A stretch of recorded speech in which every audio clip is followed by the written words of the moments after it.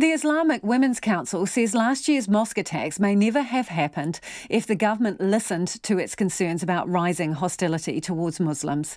The council has publicly released part of their submissions to the Royal Commission of Inquiry into the Christchurch Mosque Attacks, a move it says sets a standard of transparency for the inquiry. The commission due to hand its report to the Governor-General at the end of the month. Our reporter Anneke Smith and cameraman Simon Rogers filed this report.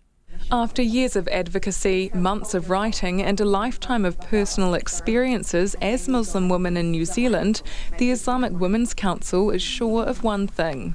It is our opinion that the attack was preventable and that had our warnings been heeded, there would have been support on the steps of the mosque on March 15th. That's Anneke Smith of the Islamic Women's Council. She's part of a group of women who work together to formulate submissions to the Royal Commission of Inquiry into the March attacks. The commission isn't due to hand its report to the Governor-General until the end of the month, but the council says now a criminal trial is off the table, it wants transparency and accountability. We had hoped the trial would allow for that information to come out. And as a result, with the trial and with the Royal Commission yet pending, this will give the opportunity, if there are other people out there who also were waiting, it will give them opportunities to raise their hand and say, yes, we also had these concerns, or we did this as well. The Islamic Women's Council's 170-page submission outlines its interactions with a host of government agencies in recent years. It also documents years of threats, including a post on the Waikato Muslim Association's Facebook group on February 20th, 2019, just shy of a month before the Christchurch shootings. In the post, a man wrote a copy of the Quran would be burnt outside the Hamilton Mosque on March 15, the day the Christchurch gunmen entered the Al-Noor and Linwood mosques. It was reported to the police, who found the message originated in Christchurch, but later concluded it was not connected to the mosque shootings. Lawyer Frances Joychild QC says the fact Muslim women wear hijabs mean they bear the brunt of public abuse.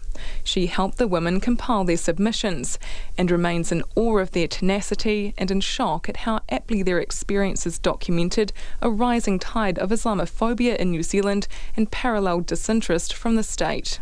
I just felt sickened, absolutely sickened, because they were faced again and again with a public service that was inept and ineffective and at best disinterested. Now, it wasn't as though these women just were dealing with people at a low level, a local level. They went right to the top of a number of government departments. Anneke Smith says the council repeatedly warned the government about their safety concerns. She says global events over the years escalated an othering of the Muslim community, not helped by the then Prime Minister, Sir John Key, in December 2015. John Key further reinforced this othering by asserting that jihadi brides were leaving from New Zealand. Female Muslims were immediately harassed thereafter, as all of New Zealand should now know that was actually not true. Mr Key denied scaremongering at the time, but the Islamic Women's Council says it's important he now owns up to his comments they say caused a spike in hostility towards Muslim women. RNZ contacted Mr Key in light of the fresh call for a public apology, but did not hear back from him. Anjum Rahman says it's time public officials took responsibility for their words, actions and inaction.